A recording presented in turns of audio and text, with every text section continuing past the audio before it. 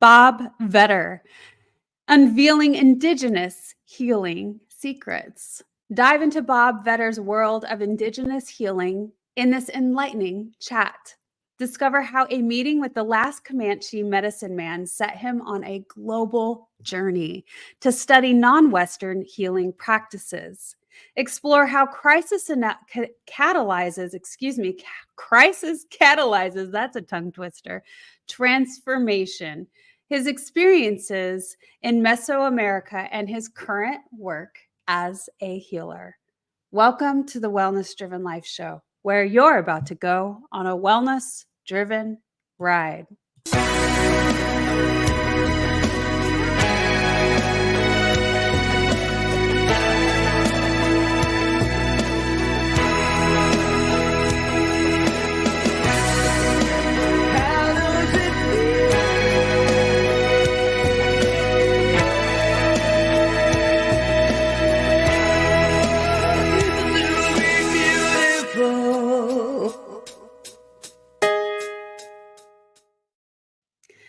Welcome, and let me tell you a little bit more about today's guest. Bob Vetter, MA, is a cultural anthropologist and healer who combines Indigenous and Western techniques to address modern problems. He studied Southern Plains tribes' healing practices and co-authored Big Bow, The Spiritual Life and Teachings of a Kiowa Family. He uses various methods, including ceremony, soul retrieval, spiritual cleansing, hypnosis, and neurolinguistic programming. His work is featured in a book on traditional healers and hosts a podcast on healing and spirituality. I am so pleased to help welcome today Mr. Bob Vetter. Thank you, April. My pleasure. Welcome to the Wellness Driven Life Show. I'm excited to share your journey and all of the teachings that you have. So let's get started by sharing with the audience a little bit more about you. Well, I live in New York at the moment. My personal journey really began, I guess, in my youth, where I was interested mostly in Asian cultures and felt that there was something deeply, deeply wrong in my own culture. Honestly, that was what led me to cultural anthropology in the first place, was a feeling that I didn't have the answers for the kind of life that I wanted in modern American society.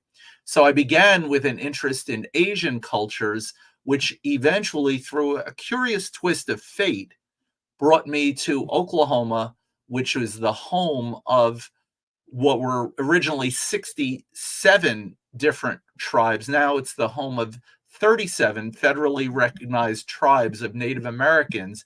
And it brought me along on a journey to look at indigenous ways of knowledge and ceremony and healing. If you want, I'll tell you that part of the story. Well, it sounds like you've always been very attracted to other thoughts, ideas, cultural backgrounds, and practices when it comes to healing. Absolutely. Yeah. I mean, what my area of interest from the beginning was the intersection of healing and spirituality, which it's kind of a common thing now. At the time that I was delving into it, those things didn't often go together. They were kind of two separate worlds. But today, I think it's fairly common for people to look at that, at healing and spirituality, as representing one common phenomenon, particularly in non-Western cultures. Yeah, I agree with you. I think that it's starting to come up more and more. We talk about it a lot here. And it makes me think of a guest that we've had, Dr. Anna Yusum, who wrote a book on how spirituality is essential to overall well-being and health. And so it is definitely a piece. And, you know, what's miraculous about this day and age is that we have so much science to back it. You know, we have proof that this is a piece that can't be missed. Exactly. Yeah, I mean, you're right. We're seeing it scientifically, but we're also seeing it anecdotally. I mean, in countless stories of people who found themselves in some sort of a crisis and then turned to spirituality, turned to their connection with the elements, with the earth, with the creator, with everything that we consider to be sacred. Mm. Well, so tell me, what was it like this first experience? Yeah, so I finished up as an undergrad a course of study in cultural anthropology. I had almost a dual major in philosophy and cultural anthropology. So philosophy kind of looks at the ideal, you could say, and cultural anthropology looks at the real. I moved from New York to Oklahoma, where I went to the University of Oklahoma. And I started out in the philosophy department, but ended up switching back to the anthropology department. And in my first semester, I needed to have a full course load in order to have my assistantship. So it was too late in the semester for me to enter into anthropology courses. And the solution to this catch 22 was for me to do ethnographic field work on whatever the topic was that I wanted to do. And since I found myself in Oklahoma, the home of 37 different tribes of Native Americans, even though I knew nothing about traditional Native American life, I decided to do my field work by looking at the healing practices of the Southern Plains people. And I had a roommate who was part Comanche, and he agreed to try to help me to find a medicine man. That's another whole story. I'll leave that part of the story out. But eventually, I came to meet an old man named Oliver Patapony, who was the last medicine man of his people, of the Comanches in southwest Wow. Oklahoma. And immediately, he was the warmest, kindest person that you could imagine. And I went back to my advisor in the department and I told him that I had met this old man and I wanted to know how to proceed. How should I do this field work? Ethnography is where you explore one culture in depth through ethnographic interviewing, through participant observation. Mm. Tell Sounds fun. Oh, it is fun. Absolutely. It's the kind of investigation I like. I think you would love it. So I met with him, with my advisor, and I told him what had happened, and I asked him what to expect, what I should do, how I should conduct these interviews. And he said, "Oh, well, you want to know about medicine and all of that." And he said, "That's it. You should know that that is a taboo subject, and it's something that you probably will need a long time to gain the kind of rapport where he'll talk about that." So I said, "Well," I was kind of discouraged. I said, "Well, what am I going to talk about?" And he said, "Well, look into their mythology and their traditional stories and see if they'll talk about that with you. And maybe then eventually he'll talk to you about medicine." And I said, "Well, how long do you think that's going to take?" And he said, "I don't know, maybe 6 months or a year." So I Oh, showed up, I did my research. I an had, interesting perspective, I would say, right. that this is gonna take forever to be able to warm up to, and you're saying this guy's the nicest person, and I'm so interested in being around him and his energy, and then you have, your advisor saying otherwise. Yeah. Don't expect anything, anything big to happen. So I showed up that first day. This was late September in 1980. And I showed up and I had my list of questions on a sheet of paper and I was ready to just ask him all of these things. And I said something about, we'll talk about traditional stories. And he thought about it for a moment. He said, my wife's sister talks to somebody at the university about things like that. And to be honest with you, I think that that's nothing but a bunch of fairy stories. He said, but if you want to know something about what I've been through, what I know to be true from my own experience, then I'll tell you some stories. And Mhm. he began with this story about how he became a medicine man. And if it's okay, April, I'm going to tell you that story. Yes, please. So he said, I didn't set out to be an Indian doctor. That's how he referred to himself. But I got sick. He said, I went into the hospital, and the doctors did all kinds of tests, all kind of exploration. And at one point, the main doctor came in and he said, we doctors had a series of meetings over your case, and we've decided that your condition is terminal and you're going to die from this cancer. He said, Oh. we can if you want to stay in the hospital here, we can ease your pain, but we've done everything for you that we can. And his son and his wife came in, and he said, they gave up on me here. Maybe I should try to take care of this the way that our old folks used to. And what he was getting at is something called a vision quest by the non-native world. He never used that term. He Mm. just said that, I'll need to go and fast up on the mountain. And his wife said, "You're not man enough to take it. They're going to run you off." And I need to kind of unpack that and explain that. Oh my goodness. Yeah, because that's a statement. It is a statement.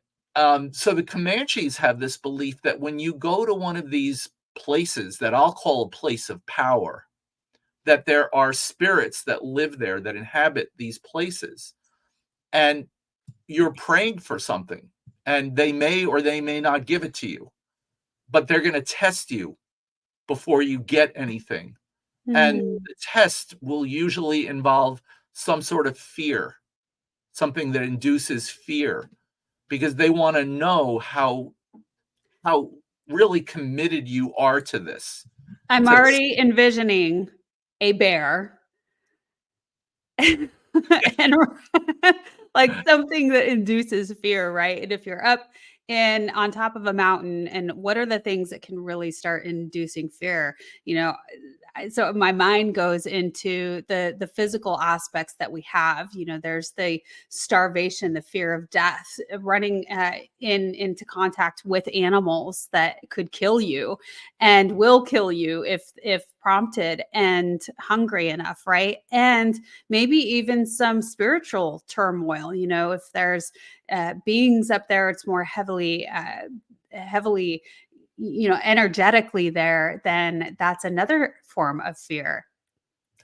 Exactly. And this will unfold in our story. So she's when she said you're not man enough to take it, they're going to run you off. Mm. What she meant by it was, if you get scared and if you leave that place that you have committed to be there for that period of time that's set aside, whatever it is that you want, you're never going to get it as long as you live, whatever it is. So he said he went there. He said, I went to that spot, and I knew about this spot because I had brought a friend of mine there who was dying some years earlier, who had gone there to get some help. And it was a spot facing Mount Scott, which is one of the largest peaks in the Wichita Mountains in southwest Oklahoma. And he had his son drop him off. He said, my son dropped me off and left me at this spot. And he said, I had nothing with me other than a sheet to cover myself up, an eagle feather to hold on to for strength, 4 corn shucks or husks, and some tobacco.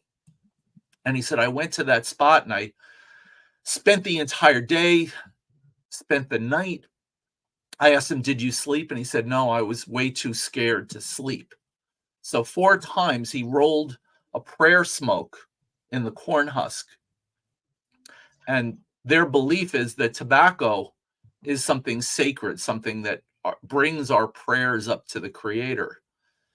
So he said nothing happened throughout the entire night, but towards morning, he said, I could hear a rustling of leaves over toward Mount Scott.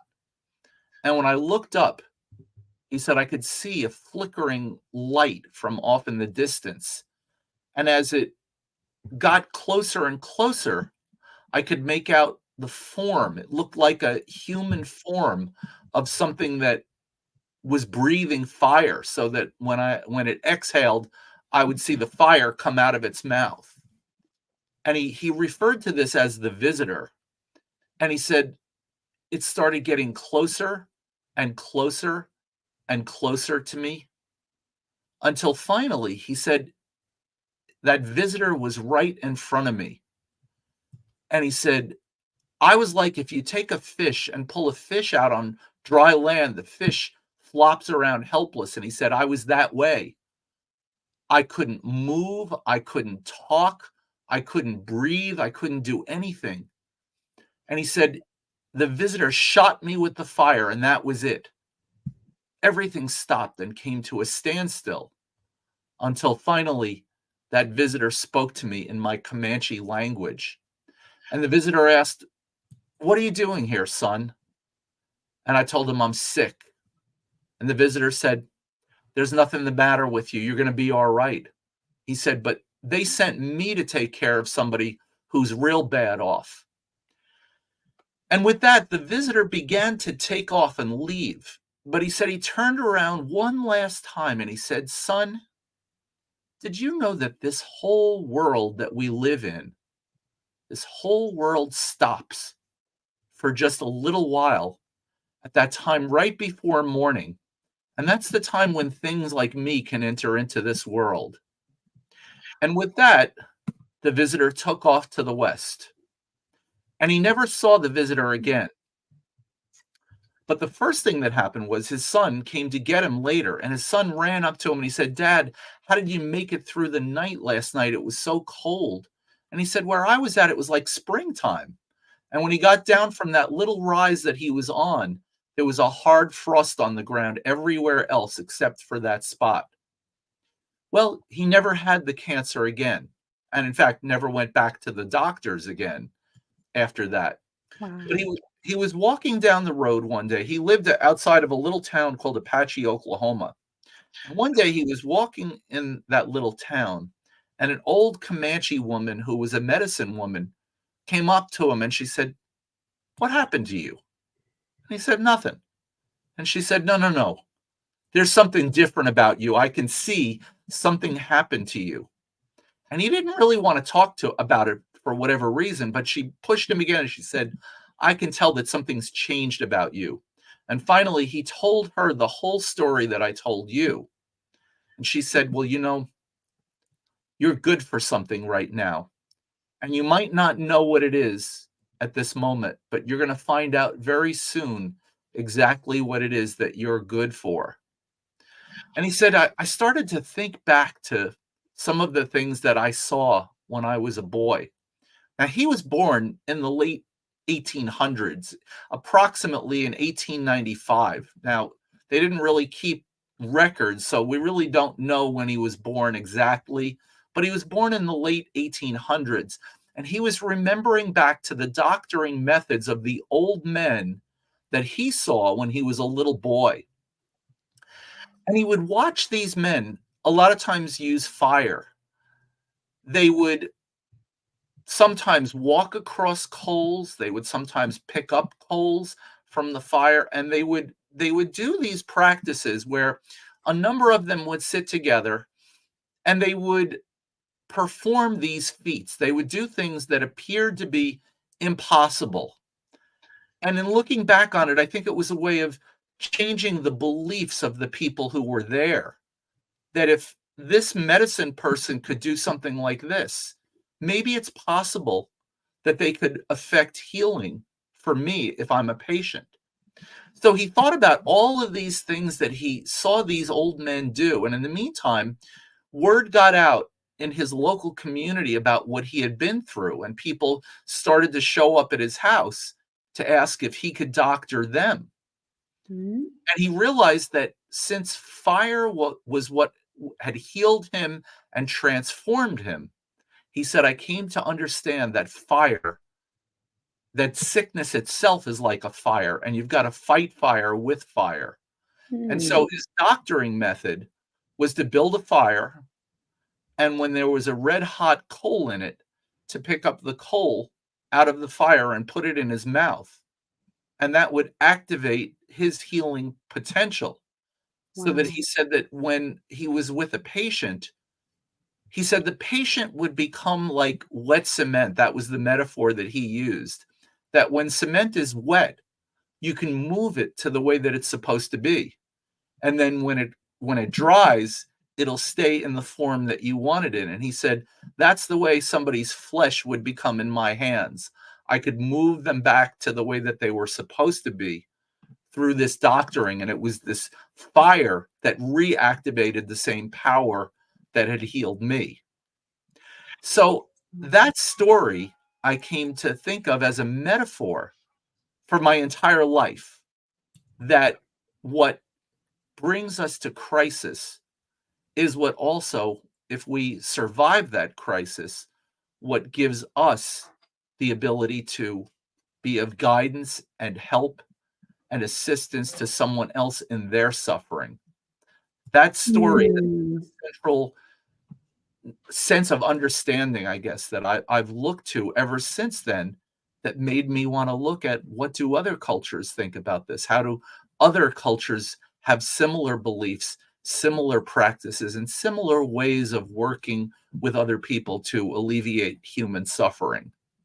Yeah, well, that's a very profound aspect and way of looking at things. That which ails us or the crisis that is in our life and in our midst is really going to be the thing that makes us better and better for the world. And there's so much of stepping into that fear and stepping into the unknown that can be the most profound for us.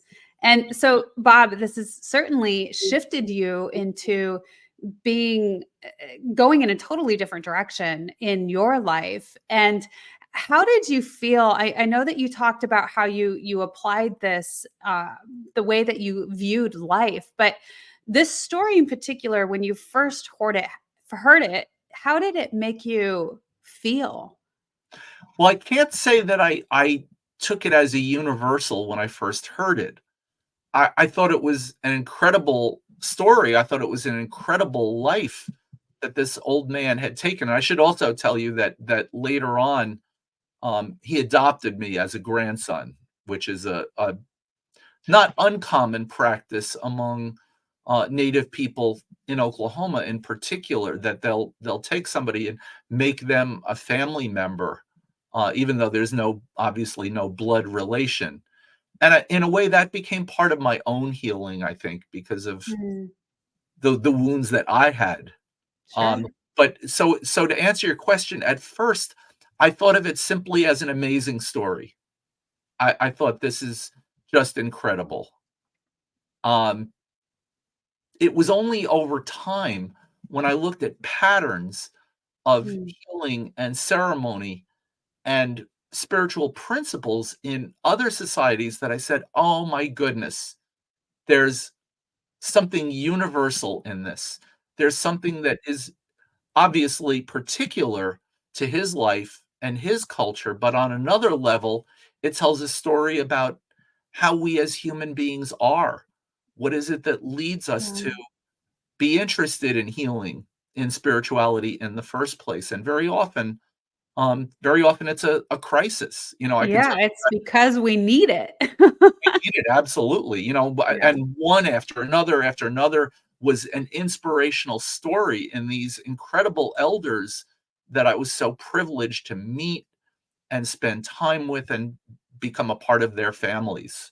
Well, Bob, you mentioned something that like a key word, I feel, and that is that you noticed patterns eventually as you're going on through the years and the research and the learning and hearing more stories, you start to see patterns of evidence and where it then becomes likely to be a universal truth, right?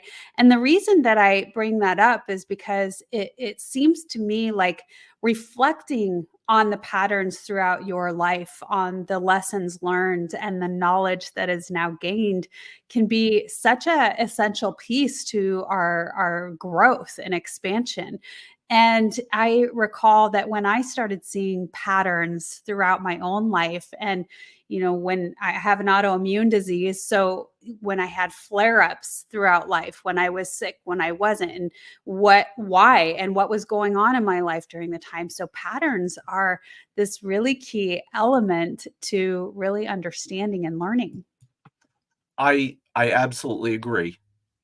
And what I found in the patterns that I looked at was belief is one of the things. We I mentioned briefly about how he had been part of these gatherings of these healers as a boy and as a very, very young man.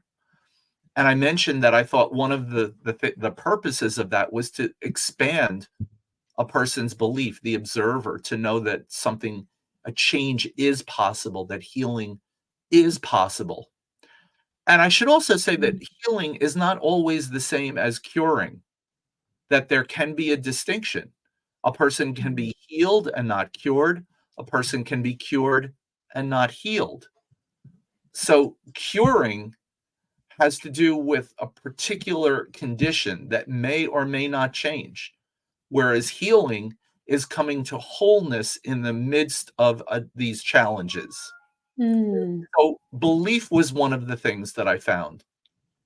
I also found narrative to be an important part of healing, that the story about our life tells us everything that we need to know. It certainly leads us to the belief, doesn't it? Yeah, exactly, exactly. So if we can excavate through narrative medicine is understanding what is it that led us to the condition, what are the beliefs that have structured the stuckness, the remaining within the midst of that issue and that problem, and how is it possible to transform it? So we look at emotions. There are emotions that are helpful, there are emotions that are harmful. Yeah. And I didn't mention it yet, but parallel to my investigation into Native North American medicine was my interest in curanderismo, in traditional Mesoamerican healing, specifically from Mexico. And I became interested in that academically first, and then eventually studied with healers in the United States and in Mexico. And in curanderismo, we look at the whole human being, the mind, body, spirit, and emotional life of a person as being interconnected. And Mm. that emotion is one of the first things that we look at. We look at what are the stuck emotions. You know, during COVID, I was trying to figure out a way to describe this to my students, and I was outside one morning. I had put in some raised beds, and I was raising some vegetables and some herbs and things that I would use, and I was out there with a hose, and I was watering my garden in the summer, and I was trying to think of a metaphor to figure out how to explain this to my students, and I was standing there and I took one further step forward, and all of a sudden there was almost no water coming out of the hose. And I turned around behind me and I realized that that last step had put a kink in the hose. And I said, you know what? That is exactly the metaphor that I've been looking for. That in our lives that we have life force that flows through us. And that a lot of times the feeling of stuckness that we have is a result of unresolved emotions, Mm. and that is what is connected with almost all of the human suffering that we look at in curanderismo. Yes. So all of these things are interconnected: life force, ceremony. Well, I didn't get to the second part, which is how we get there. So let me add that. So in curanderismo, the model that we use is plática, which is the word in Spanish for a heart-to-heart talk, where we try to bypass the intellect and go straight to the heart. So Mm. that's where we uncover the emotions that are stuck, the emotions that we would prefer, the story that led to where we are right now, and then the limpia, which is the spiritual cleansing that comes after it. So we creatively, I mean, there are very specific tools, but then there is the creative use of ceremony as well to respond to the symbols that are uncovered during the plática. Um, Specifically, what are we doing? We're changing the nature of our emotions. We're changing our Mm. connection with the sacred. We're engaging prayer, and we are manipulating symbols, because symbols unlock a tremendous amount of information. Mm. And my clients use symbols all the time that come out sometimes accidentally in sentences. Well, the Native Americans use so many symbolism throughout. I mean, even in their names and everything that they do, that's really part of their culture and many other cultures as well. So, Bob, this is fascinating. We're going to move into a commercial, and when we get back, I want to hear more about the symbols because it brings a lot of questions to mind, and my mind starts to relate them to many other things. So stay tuned. Are you ready to take control of your ride to wellness? Rev up with Driven Living. Visit www.drivenliving.com and buckle up for a journey. Get exclusive access to our Wellness Driven Life Show guest portal, where you can dive deep into the minds of our esteemed guests. Sign up for our newsletter and get insider scoops on these distinguished personalities. It's like having a backstage pass to their life-changing wisdom. But that's not all. You'll also receive a free hug. You heard me right, a free hug. An enlightening ebook from the Driven Living team. Discover the science-backed benefits of hugging yourself. It's a fill-up for your wellness tank. Because at Driven Living, we believe in fueling your journey to wellness, both physically and psychologically. So what are you waiting for? Visit www.drivenliving.com today. Welcome back. Here with Bob Vetter. And Bob, you have some extraordinary stories. I love hearing these stories, being able to bring this to our audience without, having boots on the ground like you did, although that sounds like a much funner experience to me. But let's talk a little bit about the symbolism, because that's a topic that we're on. And so I'm excited to learn a little bit more about the findings that you had and the way that you utilize that with your students and with the people that you guide and mentor. Let's talk about that a little further. Yeah, so there are universal symbols. I mean, and big symbols. When I think of, you asked about Native American life, and in my experience, uh, birds are probably the best example, because birds represent so much in terms of being able to take flight. And I mentioned the eagle earlier, being symbolic, that of all of the animals, it flies the highest in the sky here in North America. Yeah. And the belief is that it almost touches the creator. So a little bit of creator's power goes into that eagle feather, and that's why those feathers are so significant. So there are symbols like that in one ceremony. For example, I'm thinking of, there's the use of a thunderbird symbol.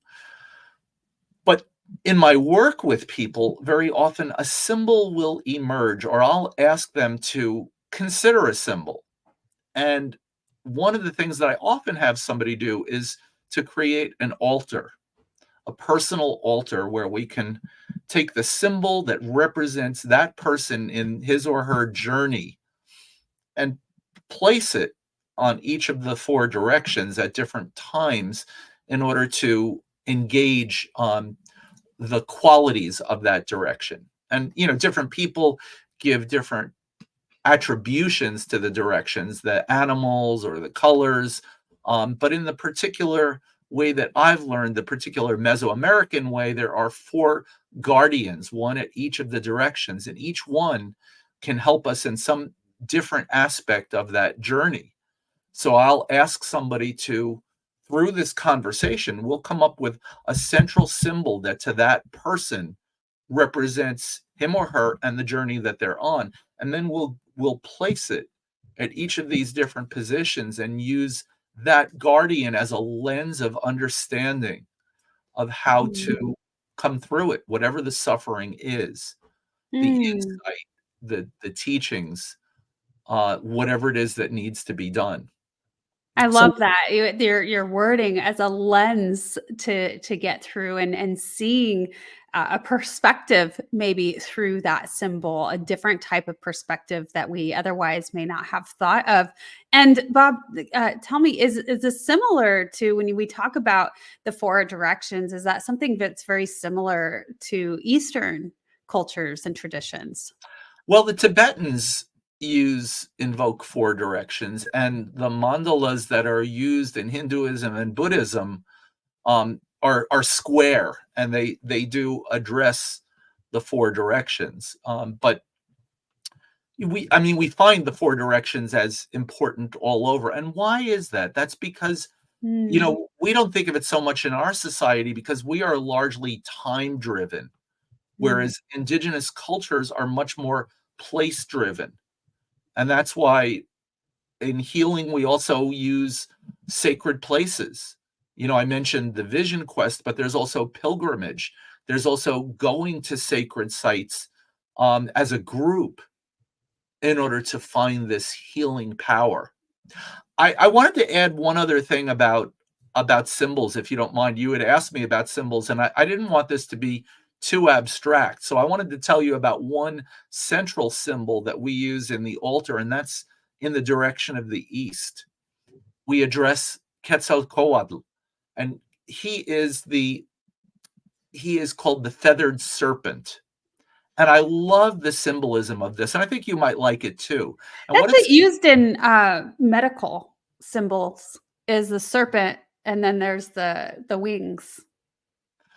so let me tell you about it from the ancient Mesoamerican perspective.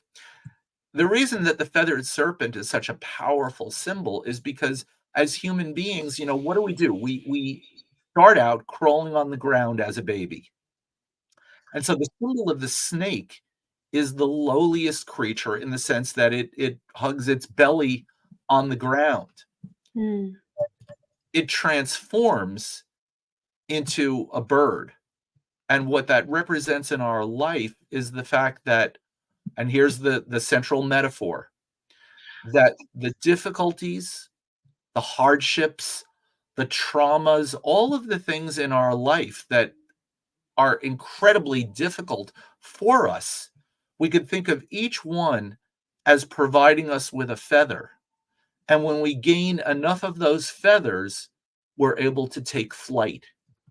Mm. And so it represents the transformation from information to knowledge to wisdom. And I think that metaphor is incredibly powerful in the sense that all of a sudden we can take a perspective where all of our difficulties, all of our traumas, all of our sustos, that means spiritual fright, that all of them have a meaning and a purpose. They can bring us to wisdom. Yeah, that is beautiful. That is beautiful. Thank you so much for sharing that. And I love that we have different ways of explaining that, of thinking of it, the perspective, because it just feels so much more reassuring when we do go throughout life. A popular phrase right now is life is happening for me, not to me. And it's similar and said differently, right? The way that we perceive the hardships, because nobody gets out of life without them. And so does it make sense then to put meaning behind that? And there's a reason for, and really that is to evolve to a higher being and a higher version of ourselves, and going into and moving into that wise and wisdom state. And it's quite lovely too to see just the way that we evolve just during our lifetime, as infants. Like you talked about the snake, the lowliest level, we're on the ground, it's difficult, into as we get older and grow and learn more and go through hardships and learn. We talk about when we're older we become a sage, right? Because we've gained all the wisdom from the hardships, and then we're able to teach others. Exactly. And I wanted to pick up on something that you said a moment ago, and it was about meaning. And I think of meaning as being at the center of all of this because what do we do in the midst of suffering? We ask ourselves the question, well, why me? Why is this happening to me? And unfortunately, for a lot of people, this the meaning that is attached to it is, I must have done something to deserve this. I must be Mm, bad. And right. in my experience, a lot of times I see things that I I work with people who tell me about unspeakable trauma in their life. And if you ask the question why, here's the problem, you're going to get an answer. And so I never ask the question why. Mm, It's simply a given. It's an existential dilemma to understand how we find ourselves in the situation that we have. So the empowering question is not, why did this happen to me? The empowering question is, how can I construct meaning out of this? How can I use this as a platform to my ability to be of service to someone else? And it's hard to see that when you're in the midst of the crisis, but it is something that you can come to as a result of it. So when in the midst of it, what is there in this? What is there in this suffering that helps me, that in my becoming whole, I can be there for other people in their suffering? yeah. Yeah, that's beautiful. I think that the servitude that we have inside of us that we so desire to be able to give to others. It's that innate part of our being is being of service to others. And what a beautiful way to be able to do that, to be able to utilize our hardships and the difficulties in place of service to others because of. So, Bob, you have such awesome stories. Let's start and bring in some of the photos that you have. Have some lovely photos that you've given. This is people, the community, the ones who have loved you, held you along the way. And what I would like to go back and talk about just briefly is you mentioned that you were adopted into, not blood related, and I want to bring that back because it's a very healing aspect, and you mentioned that before too. It healed you based on some of your other traumas that you've experienced. And we all just want to be accepted and loved and brought in. And truly, it doesn't matter whether it's family and blood. And I think that's an important piece to bring in. And we are all family and connected I agree. regardless of blood. So let's bring in and add to the stage some of these photos that you have here. So this lovely lady was Eliphae Horse, and she was my aunt. She was a Kiowa elder living in Oklahoma. Um, I She shared traditional stories of the Kiowa people with me. She was the aunt of my adopted uncle, Richie Tarza, who was a medicine man who unfortunately, I didn't give you a photo of Uncle Richie, but he and I co-authored the book, Big Bow, The Spiritual Life and Teachings of a Kiowa Family. And this wonderful woman, Eliphae Horse, was his aunt. And she shared with me some real significant healing stories and practices of the Kiowa people. Wow. And just a wonderful woman. Place. I put this one here because of place, and I This think, is gorgeous background. yeah, this is on the east end of Long Island, on the South Fork of Long Island. But it's a spot that I've been going to for a long, long time because I felt that it has such power. It's a high spot on some dunes, um, overlooking water in a wraparound spot. And not only the beauty of it, but just the feeling of being there is incredibly powerful. Well, so let's talk a little bit about that. What is it? How do you know when you're in one of those locations in the world that just holds so much more power and energy?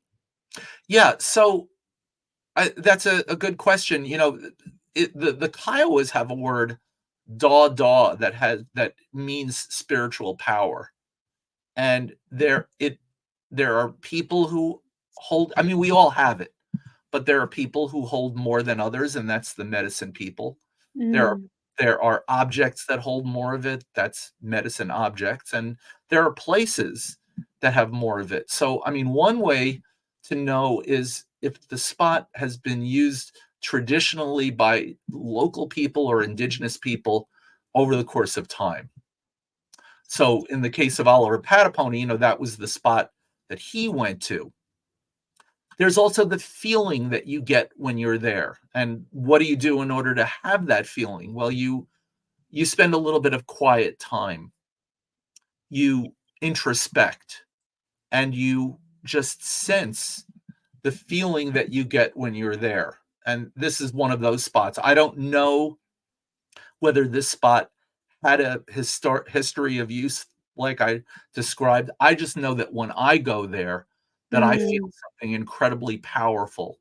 So I may go there and leave an offering at a place like that as a way of connecting with it on an even deeper level. Oh, I I'll like sit and that. pray in a place like that. I'll talk to the spirits, to the elements, to everything that's there. And that's what I suggest that my clients and the people that I work with, my students, I send them all out to do things like that as well. Yeah. 'Cause I place think you're right. You don't I mean, you just know it's more of that. It is a feeling of knowing that it just feels good and you feel the energy. I mean, we're energetic beings. So I love that you brought in it's people, it's things, it's everything. Everything is made out of energy and the vibrations and the frequencies of which they expel, right? And so I think that that is a very good way to describe it, and I love that you brought in to just sit there for a while and feel it and listen to your body, and I can think of a few different places in my life that I was very drawn to, and I'd call them like my havens. I wanted to be there. They drew me there, and there's been places. And I grew up in the mountains, so there's been places where I feel just called to express myself emotionally and just cry and allow to let go that way and be heard. And there's something so healing and magical about that when you experience it. And I love that you mentioned that you cried there, because that's actually what I send people to do sometimes. Yeah. And where when you're there, in the conventional Western way of looking at things, you've left everything from the known world behind when you go there. But in an indigenous understanding, I'm with my relatives. My relatives are the plants and the animals and the air and the directions. And so to Mm. go there and express my own vulnerability, I may need to cry there. I may need to express my desperation. I may need to just connect with what I need in that spot. And that's what I direct people to do. Sometimes it's just digging a hole and talking into Mother Earth and sending into the earth everything that you need to release. Because Mm. what is poison to us is the compost for Mother Earth. Ooh, that's a beautiful way to do that. I've done that almost naturally through meditation where I dive deep, figuratively, obviously, meditation into Mother Earth and into the soil and into the ground. And you're talking that we can do that physically, digging a hole and putting into that which doesn't serve us, which is harmful and hurtful. And it will take that for you and turn it into something useful. Exactly. That's the formula right there. Beautiful. I love that. Well, thank you so much for sharing that, Bob. And let's move into another photo here. This is beautiful. Yeah, so in curanderismo, we wear the colors white and red as you can see, and this is one of my teachers, Rita Navarrete Perez, who lives in Mexico. And this photo that was taken in New Mexico with an altar in the background. And this was a ceremonial gift that I was giving to Rita when the photo was snapped. There's a lot of ceremonies and setting up, all of these different things that we can remind us. Again, it's going into the symbolism of things and the recognition. Exactly. And, in the background, there is an altar to the left that you can't see in this is a temazcal, which is the Mesoamerican version of the sweat lodge, which is where a lot of the healing takes place. Again, it sounds to me like it goes back to, you talked about fire and heat, and the sweat lodge is something that kind of invokes that fire within us, right? It's taking out that which we no longer need, taking Exactly. toxins from the body and all of the things through heat. Exactly. And, it makes me also think of another association culturally. The Kalahari people in Africa talk about boiling energy, that the Mm, healing energy is this heat that builds up in both in the healer and in the patient. So yeah. it's both a symbol as well as something to be felt within the body. Wow. This is Laurencio Lopez Nunez, a dear, dear friend of mine. He's a mentor, a relative, dear, dear friend. And here we are in Oaxaca, Mexico, where he lives. And this is Doña Berta. She liked to be called La Golondrina, which is a bird. And she was my first teacher in curanderismo. I had this academic interest for many, many years. And then I made a trip to South Texas in order to be there, be a part of a ceremony with my Cheyenne friends and family. And I had flown into San Antonio, Texas, and I was thinking, this is where I was going to do some of my field work and looking at curanderismo on the United States side of the border. And I decided to try to find out if there was anybody practicing curanderismo anymore, because the academic reading that I had done about it in the 80s, was some years later. And I was like, well, let's see what's going on here. And I couldn't find anybody. I was asking around, I was reading different things. And the last day that I was going to be there, I found an obscure article about a cultural anthropologist who was giving a talk at a library with a curandera living in San Antonio. And it said that she worked part-time in a store in downtown San Antonio. And I walked into the store. She not only was she working, but I spent the entire day with her in the store, where it was her first teaching session with me. And then my flight got canceled to go back to New York, and I ended up staying for an extra 4 days just to be with her day and night to learn from her. And that was how I really began in my explorations of curanderismo, with many, many teachers, but it started with Doña Berta Valdez. Wow. And this is my my dear, dear sister, and her name is Henrietta Mann. And she is a Southern Cheyenne elder. She is really one of the most famous, I would say, scholars in Indian country. She has a PhD. She taught for many, many years at Montana State University, and then headed the development of Cheyenne and Arapaho College in Oklahoma. She's called on to speak at major events all over the country. Just an amazing, amazing person. Wow.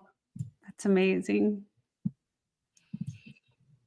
And just that was a place that I was doing limpias in New Mexico. Now, is this tied to martial arts? Because I know you mentioned during your intake here with the Wellness Driven Life Show that is something that you've been doing your whole life.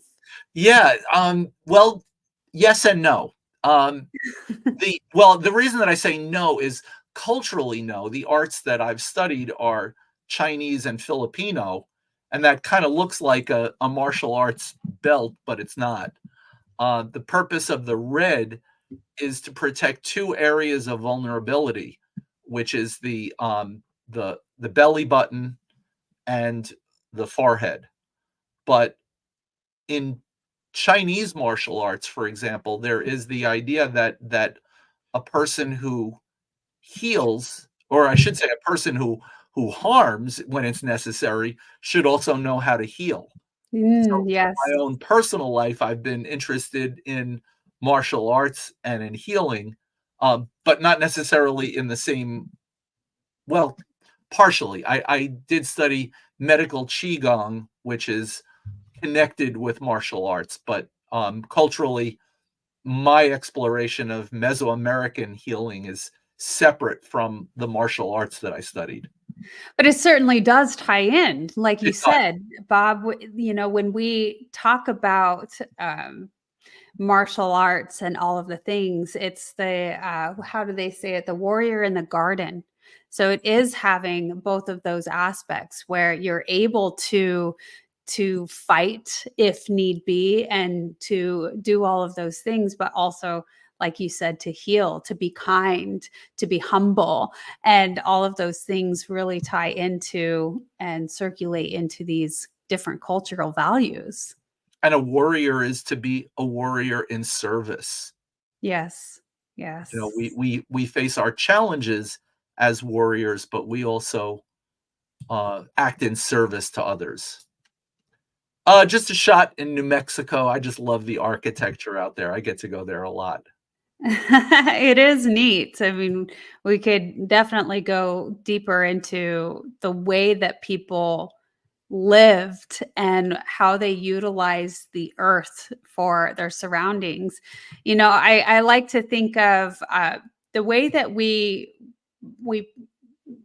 we are given everything that we need from the earth, right? And I think that it's important to contemplate that and to kind of go back into that. We're in this crisis with food and all of the things, and spiritually, and that's why we have the Wellness Driven Life Show, to start bringing some of these topics into the world in order to start contemplating them and reflecting on them and thinking about how we can start doing things a little differently, because now we have some different knowledge.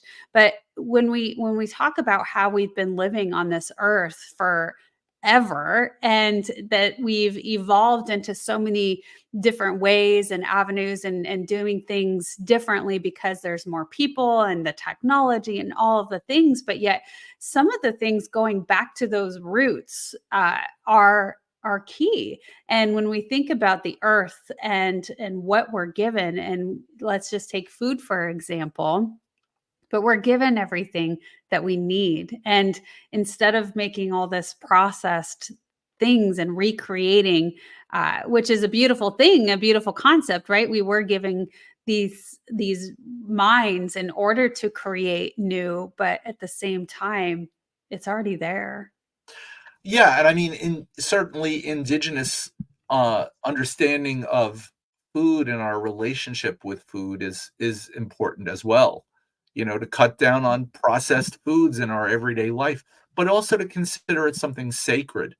And that's why a lot of times the offerings that I leave when I go somewhere will be a food offering, or a Mm. food offering right here in my own yard, to offer up food to the spirits, to my connection with everything that is. And animals may come and eat it. That's okay. The spirit of it is taken first. Ah, that's such a lovely way to exchange energy, when we are leaving offerings and doing things like that. It's a beautiful way to exchange that. So we'll go through a few more pictures here. What a lovely staircase. Yeah, so that's Oaxaca, Mexico, which was, yeah, I mentioned that I academically studied curanderismo, and I intended to do a 1-year program of study in Oaxaca, and then I forgot about it for many, many years. I met that gentleman Laurencio Lopez Nunez way after my academic training and ended up in Oaxaca studying with him. And so Oaxaca is a place where traditional medicine is still very strongly practiced. In some ways, it's kind of ground zero for traditional healing practices in Mexico. Mm. So this is a photo of two men who have been really important to me in my life. The man on the right, the lower right, is Moses Starr, and he was my adopted father. He was a Cheyenne elder, and he took me as a son. And he taught me more lessons than I could possibly ever tell you. The man in the center background is Mike Watkins, and he is still alive. He is two tribes, Caddo and Delaware. Or the Delaware are originally the inhabitants here on the East Coast in New York City, a little piece of Long Island, lower New York, New Jersey, part of Pennsylvania, who were forced and relocated in Oklahoma. But these two men have been incredibly important to me in my life. My dad, Moses, was a ceremonial man. He was very much involved in the ceremonial ways of his people. He was a member of a particular warrior society where he was told that when it comes to the needs of our people, the word no will disappear from your vocabulary. And one of the things that he did more than any was to be there for people in the tribe when somebody in their family would die. And what he taught me, among other things, was the value of humor. And he said that he would go to the home where a relative had died and people were, deeply in mourning. And he said, sometimes you just feel like breaking down and crying right then and there. He said, but you have to remain strong for that person.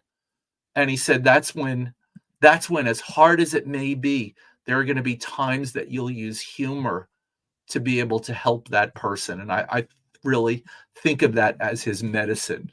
I think of that.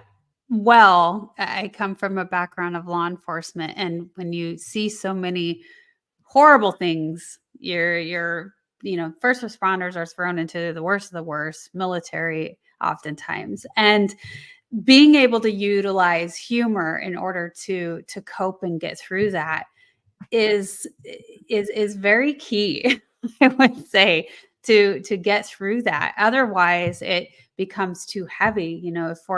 If we're not going and we don't have the knowledge or the understanding to go release that into the Mother Earth or what have you, humor is one of those things that is easily accessible to everyone. And I think everyone has a very good understanding of what that is and how to use it. It's powerful medicine. It is. It's powerful medicine. So let's bring in a few more here. Yeah. So this is a lovely lady named Cata. Now, Cata comes from Cata Jimenez. She lives way up in the mountains in the state of Oaxaca and comes from an indigenous group called the Mihe. And Cata has another amazing story that fits that same model that I described of Oliver Patapony. I'll give you a very, very quick rundown of the story.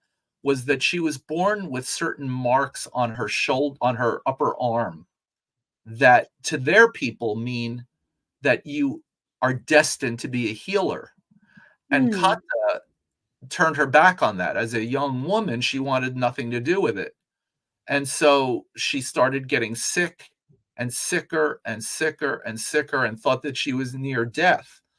And she lives in an area where there is almost no cash used.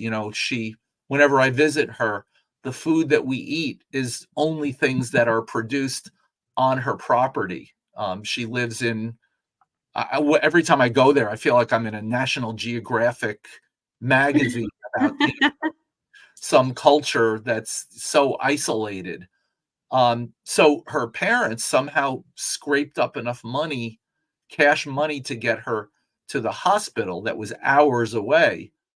And she went to the hospital, and again, just like the story with Oliver Patapony, they did everything that they could think of. They finally said, we can't do anything with you.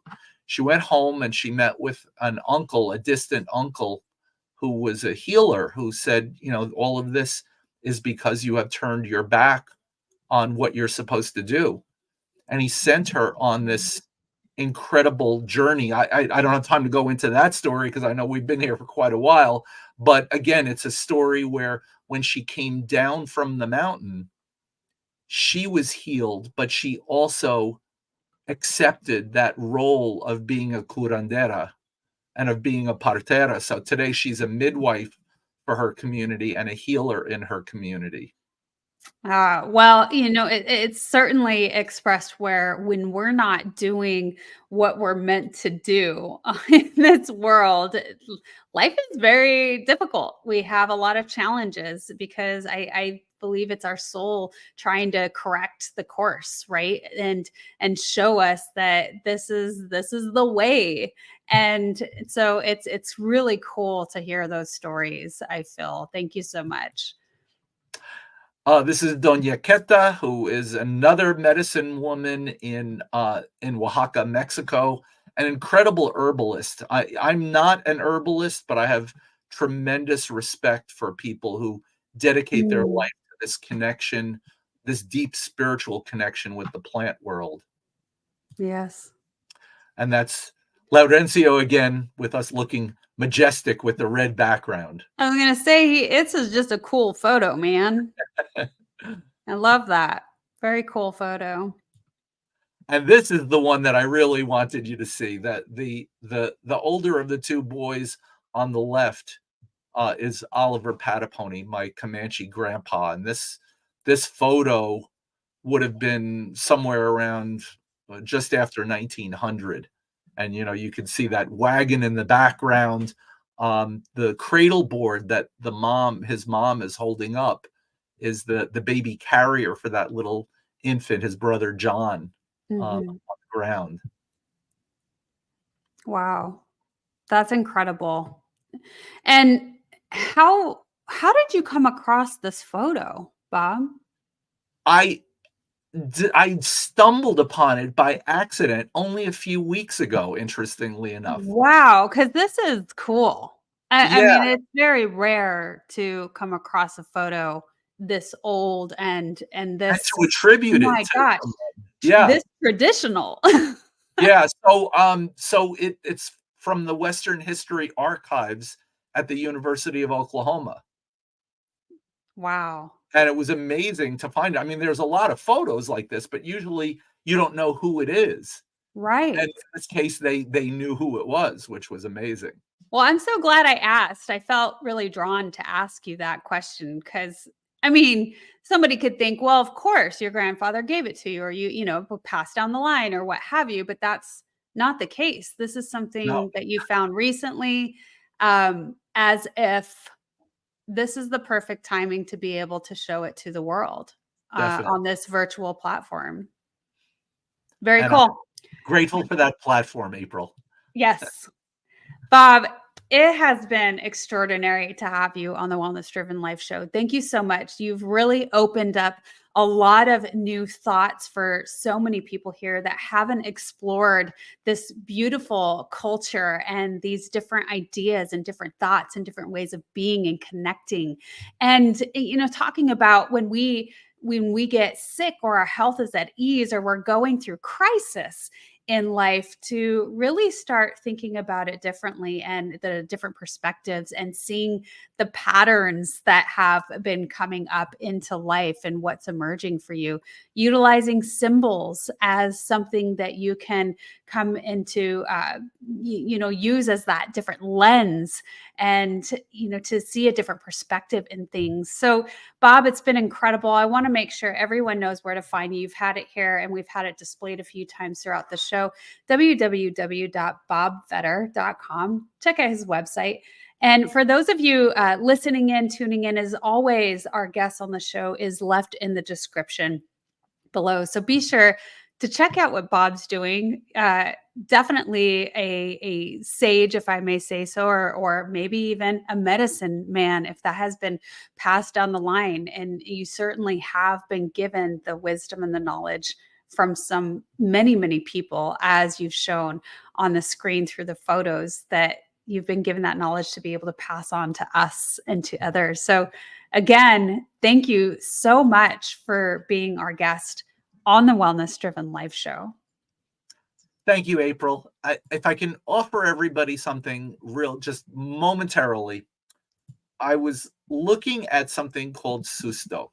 Susto in Spanish it's soul loss. And when we experience certain events that can be trauma, it's not exactly the same as trauma, but it can be trauma. We have an opportunity in that moment to use this as a way, when we integrate the part of our soul that leaves when we have that difficulty. We can either take it as a chance to move up or to backslide in our spiritual growth. And I was thinking about that. I said, you know what? That's like the game Chutes and Ladders that we all played when we were children. And I decided to construct a board game that is for free on my website for anybody who wants to play it either by yourself or with somebody else. But here's the interesting thing. I found out in my research that Chutes and Ladders was never originally a children's game. It was a game called Leela that was designed for Hindu monks that were trying to understand the nature of spiritual development. Wow. That in our experiences, we have these moments where, like a moment where there's like a fork in the road, where we can either elevate to a higher level or the experience might drop us down to a lower level. So anyway, I just wanted to throw it out for any of the viewers, listeners who want to try out this game with yourself or with others, to look at the events in your life.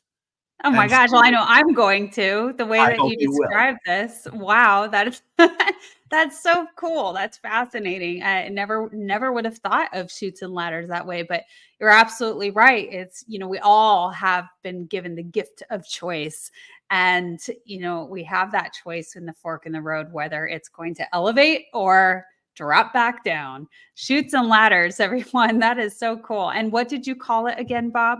The game is simply called Sustos. Sustos. All right. Well, that's an incredible free offer. Thank you so much, Bob. Everybody check out Sustos on www.bobvetter.com. Wonderful. Again, Bob, thank you so much for being our incredible guest on the Wellness Driven Life Show. Thank you so much for our audience. Without you, the show wouldn't be possible. So thank you for tuning in. Be sure to leave comments. We'll get back with you. Goodbye for now, and we will see you next time.